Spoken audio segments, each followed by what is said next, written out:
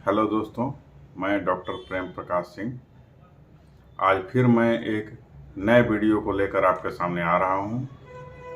आज की ये वीडियो हमारी गर्भावस्था के दौरान होने वाली परेशानियों के ऊपर है। तो इसमें हम दो तरह से बताएंगे। गर्भावस्था में बहुत बार होता है कि अबॉर्शन हो जाता है लोगों को, तो उस एबॉर्शन के बारे में भी बताएंगे। गर्भावस्था के दौरान क्या दवा चलाया जाए इसके बारे में भी बताएंगे। तो चलिए दोस्तों, हम लोग अपने वीडियो को शुरू करते हैं। तो फिर अब हम लोग चलते हैं अपने, मैं कुछ लिख कर तैयार करके रखा हूँ। कुछ दोस्तों की मांग थी कि हिंदी में लिखा जाए, तो आज मैंने वही प्रयास किया है और आज मैंने अपना वीडियो हिंदी में लिख कर बनाया है। तो ये एक छोटा सा प्रयास है, चलिए देखते हैं कितना सफल होते हैं। और मैं आज आप लोगों को ये बताता हूँ कि गर्भावस्था के दौरान क्या दवाएं चल सकती है, और गर्भावस्था के दौरान एबॉर्शन हो जाता है तो इस चीज़ को बचाने के लिए क्या क्या दवाएं चलती है। तो ठीक है, अब हम लोग चलते हैं अपने व्हाइट बोर्ड की ओर। हाँ तो दोस्तों, देख रहे हैं ये हमारा, हम लोग व्हाइट बोर्ड के सामने आ गए हैं। तो अब हम लोग देखते हैं गर्भावस्था के दौरान कुछ जरूरी देखभाल। तो इसमें सबसे पहले एबॉर्शन को हम लोग देखेंगे। तो यदि पेशेंट आता है हमारे पास, कहता है कि हमें हर बार तीसरे महीने में एबॉर्शन हो जाता है, कोई कहता है कि हमें पहले महीने में, इस तरह से, तो ये जो भी दवाएं यहाँ लिखी हुई हैं, तो ये सब वैसे लोगों के लिए है जो जिनको जनरली एबॉर्शन हो जाता है, और पेशेंट हमारे पास आते हैं कि हमें बच्चे नहीं हो रहे हैं क्योंकि हमें बार बार एबॉर्शन, गर्भ ठहरता है लेकिन एबॉर्शन हो जा रहा है। तो वैसी स्थिति के लिए हम लोग ये दवा देते हैं। तो चलिए दोस्तों शुरू करते हैं। यदि कोई ये कहे कि गर्भावस्था के शुरू में गर्भपात, यानी कि जैसे कंसीव हुआ इमीडिएट हो जाता है, सिर्फ ये महसूस हुआ कि कंसीव हो गया है, और किट से अगर जांच किए तो पता चला कि कंसीव हो चुका है, लेकिन फिर थोड़ा ही दिन में मेंस आ जाता है और पता चलता है कि जो भी कंसीव हुआ था उस समय जो हम लोग किट से देखे थे अभी देख रहे हैं कि नहीं है, और गर्भपात हो गया। तो ये बहुत शुरुआती स्थिति होती है, शुरुआती स्टेज में होता है। तो ऐसे में हम लोग वाइवर्नम ओपुलस 30 पावर की दवा चला रहे हैं। कुछ लोगों ने कमेंट करके ये बोला था कि सर दवा का पोटेंसी और डोज बताइए। तो ये इस बार मैंने कोशिश किया है कि कम से कम पोटेंसी बताने की, लेकिन डोज तो डिपेंड करता है कि पेशेंट की स्थिति पर, पेशेंट क्या कहता है और कितना उसे ज़रूरत है, उस हिसाब से हम लोग डोज बताते हैं। तो गर्भावस्था के पहले महीने में, अगर हर बार गर्भावस्था के पहले महीने में गर्भपात हो जाता है तो क्रोकस सटाइवा 30 ये हम लोग देते हैं। गर्भावस्था के दूसरे महीने में यदि गर्भपात होता है हर बार, तो काली कार्ब। गर्भावस्था के तीसरे महीने में यदि गर्भपात हो जाए तो सवाइना 30। गर्भावस्था के चौथे महीने में यदि गर्भपात होता हो तो एपिसमेल 30। गर्भावस्था के 5वें महीने में गर्भपात होता हो तो एसिड नाइट्रिक 200। गर्भावस्था के 6ठे महीने में अगर हर बार गर्भपात हो जाता हो तो सीपिया 200।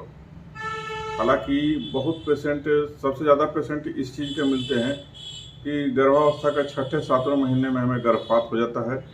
तो ये सीपिया एक कॉमन ऐसी दवा है जो बहुत आसानी से तीसरे महीने से लेकर 7वें-8वें महीने तक के स्थिति में चलती है। गर्भावस्था में चोट लगने के कारण गर्भपात, अर्निका 30। एलोपैथिक दवा के गलत प्रभाव के कारण गर्भपात, नक्स वोमिका 1M। ये एलोपैथिक दवा के जो भी गलत प्रभाव हैं उसको ये रोकता है, उसको एंटीडोट करता है। मूर्छा या मिर्गी के दौरान गर्भपात, पल्सेटला 200।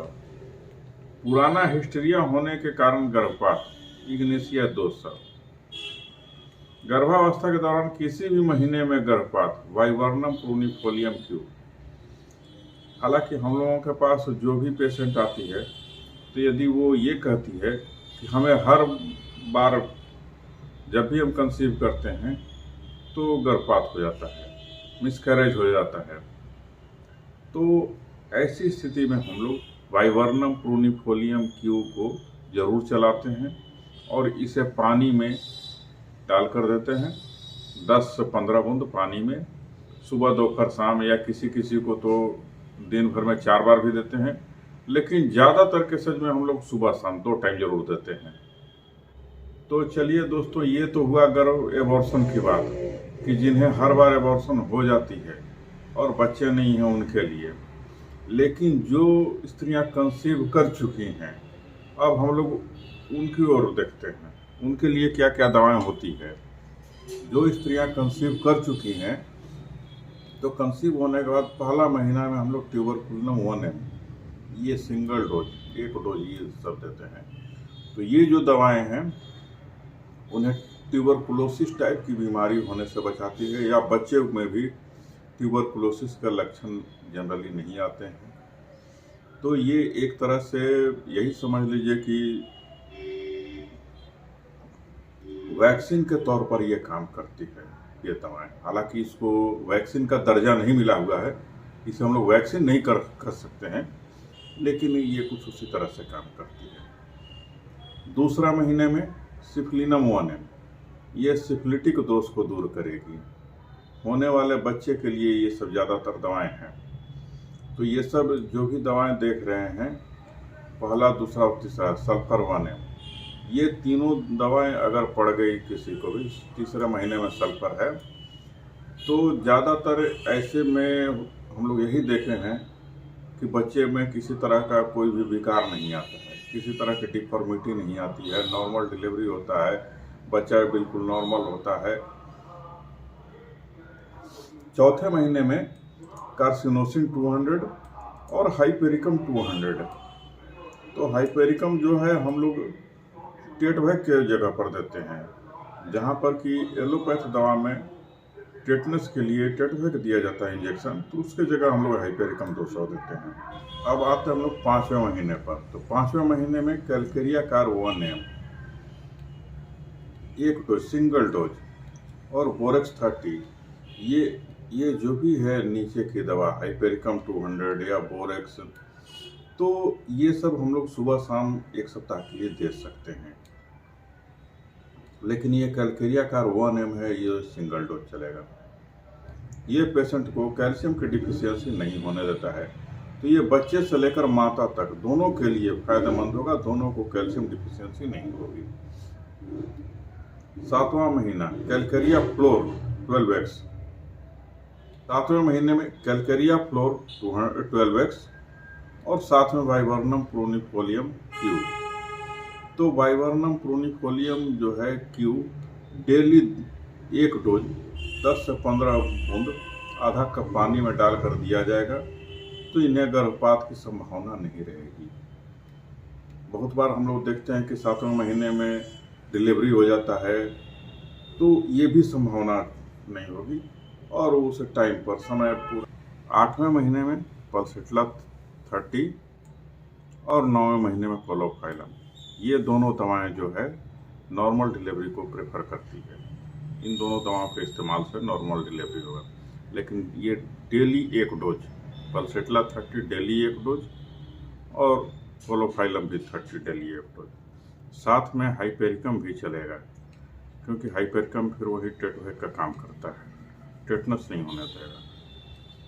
प्रसव पीड़ा प्रारंभ होने पर थायरोडिनम 200 सिंगल डोज, और दर्द को कम करने के लिए बेलाडोना और पल्सेट्ला जो है फॉल्स पेन को रोकता है। तो जो भी फॉल्स पेन होगा वो या तो उसे बंद करेगा और नहीं तो रियल पेन को लाएगा और नॉर्मल डिलीवरी कराएगा। इसी तरह से जब इस समय डिलीवरी हो रहा है उस समय बेलाडोना 200 और कोलोफाइलम 200, अगर कोलोफाइलम नहीं हो तो पल्सेट्ला भी चलेगा। ये तीनों दवाएं हर 10-15 मिनट पर देने पर नॉर्मल डिलीवरी होगी, दर्द कम होगा और आसानी से डिलीवरी होगी। फिर उस समय जैसे ही डिलीवरी हो उसके बाद हाइपेरिकम 200 एक सिंगल डोज दे देना। हाँ, तो चलिए दोस्तों, अगर आपको हमारा ये वीडियो पसंद आ रहा है तो हमारे चैनल को सब्सक्राइब कर दीजिए, वीडियो को लाइक कर दीजिए और बेल आइकन को दबा दीजिए ताकि मैं अगला जो भी वीडियो बनाऊं उसकी नोटिफिकेशन आप सभी तक पहुंच सके। धन्यवाद दोस्तों।